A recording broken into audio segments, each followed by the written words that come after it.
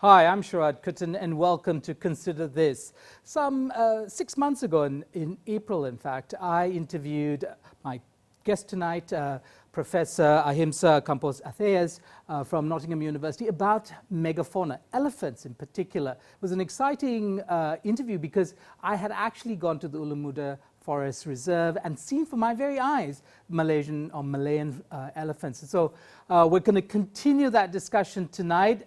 Welcome back to the show. Ahimsa, I do want to ask you, before we get into some of the things that you've been working with at the Nottingham University Malaysia with the Tropical Conservation Ecology Lab, which you in fact lead, some of the major headlines that we've had over the last couple of months, which the murder of pygmy elephants, we've had the death of the last Sumatran Rhino in our territory, all these headlines perhaps not something that we fully understand as lay people. You as a conservationist, a professional working in this area, tell us, what do those headlines actually mean to you?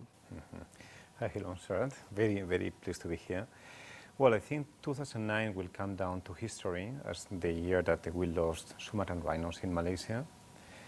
This is part of an ongoing process that is the defaunation of the loss of big animals. And we are now in Southeast Asia, in all this region from Indonesia all the way to southern China, into what is the global hotspot of endangered megafauna. So we have many big animals that exist on a list, but actually they are in very small numbers in very few areas right now. So we have species like Sumatran rhinos, currently reduced to one country, Indonesia, with maybe less than 80 individuals in the wild. We haven't jumped 80 individuals, okay. Yeah. But 80 individuals, we need to keep in mind that is divided into 4 different populations, maybe 9 or 10 subpopulations. So that is, biologically, that is not looking very good. Right. So we have a situation of immense diversity, but actually all that diversity is very precarious, so it's on the edge, is it? It's on the edge, it's on the edge. So then if we look at how things were 200 years ago, so in Sumatran rhinos, back in the 1960s, Sumatran rhinos were present all the way to India. So then there were Sumatran rhinos in India, in Bangladesh, in Myanmar, of course, Thailand, Laos. So then in this period there has been like a wave of kind of small local extinctions to the point in which maybe 15, 20 years ago they were only left in Malaysia and Indonesia. And unfortunately this year we will come down to history as the last country having Sumatran rhinos. Now, some people might say, well, okay, so these species go extinct, but to the extent that we can perhaps preserve them in zoos, that would probably be good enough. I mean, that attitude that, okay, these are interesting animals, but are they connected to the way humans live? Well, I will think a bit beyond humans. So first of all, I would say that these animals are agents in the environment. They play ecological function. So then they play a role in the forest or in the habitats they inhabit. And then they matter in the way to that, for plant regeneration or for many processes that happen in these places, they are very important. So when these animals disappear, this function gets compromised and there are consequences for that. With the consequences, good or bad, sometimes are philosophical, there is a change, and then if we lose biodiversity, there will be some things that they will continue working. For humans, we know that there are links. Sometimes the link is a bit diffuse, a bit unclear and long term.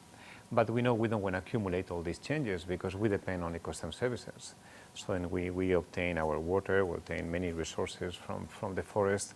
So then we don't want to have a very, very reduced or very compromised ecosystems that don't produce these services. Right. In fact, one of the things that we were talking about when you were last on the show was the Ulu Muda Reserve in Kedah and how that was connected intimately to the supply of water for Kedah, Penang and Perlis, and how the quality of that water, I think, and so on and so forth. I mean, in fact, isn't there some good news on the Ulu Muda story?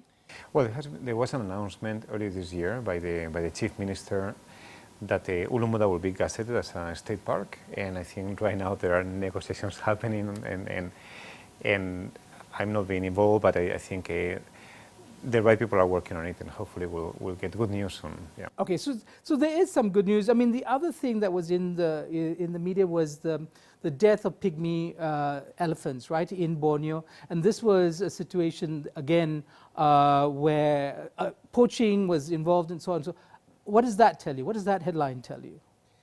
Well, it's always sad to lose animals, and in the case elephants, because they are so big, by definition they live in small numbers. So we might be talking about maybe 1,500 elephants in Borneo. And we know that we have lost about 10% of the population in the last 10 years due to illegal killing, both poaching for ivory and poisoning or other forms of killing. So then we know that this is not sustainable. It's a matter of time, and then populations can go down very fast. So then we need to look at the drivers of these killings. In this case, this year we had quite a number of deaths based both on ivory trade, so then people killing animals to remove the tusk, which seems that there is now demand for ivory in Indonesia, in Flores. So some of the ivory from Borneo has gone to supply this demand in Indonesia. And also there is the poisoning that is the result of conflict and this result of people not being happy with elephants being around. And I think this is really something we need to look at, how we're going to do to have people and elephants in the same landscape. Yeah, in fact, one of the things that we spoke about in the last show was the animal-human conflict. Yeah. And and you were suggesting that policy has been about reducing that to zero, but you have a different take on animal-human conflict, don't you? Yeah, well, I think there are many forms of human-wildlife conflict, but when it comes to elephants, for me it's clear we cannot have people and elephants in the same landscape and not expect to have conflict. So for me, the conflict per se is a sign of elephant presence, and I think what we should aspire to is to mitigate to tolerable levels. So we need to keep the conflict in a level that people are willing to live with elephants and to coexist.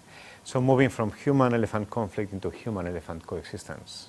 Which is interesting because it doesn't privilege human beings. And most people assume policy ought to privilege human beings. It does. When we talk about human-elephant conflict, mainly what we talk is about the damage that people suffer from elephants. And when we talk about mitigation, we're talking about reducing the amount of cost for people. So it still is very human-centric. It's bringing an element of the animal in the picture, but it's very, very human-centric. And something we need to understand is that we need to find ways to do mitigation that also takes into consideration the interests of the animals in the long term. Right. And of course, that's an area that you've been investigating, the elephants in particular, as a kind of window on our ecology. We're going to come back to that research work in a short while. I'm speaking to Professor Ahimsa Campos-Arceiz from the University of Nottingham, Malaysia. We'll be right back on Consider This.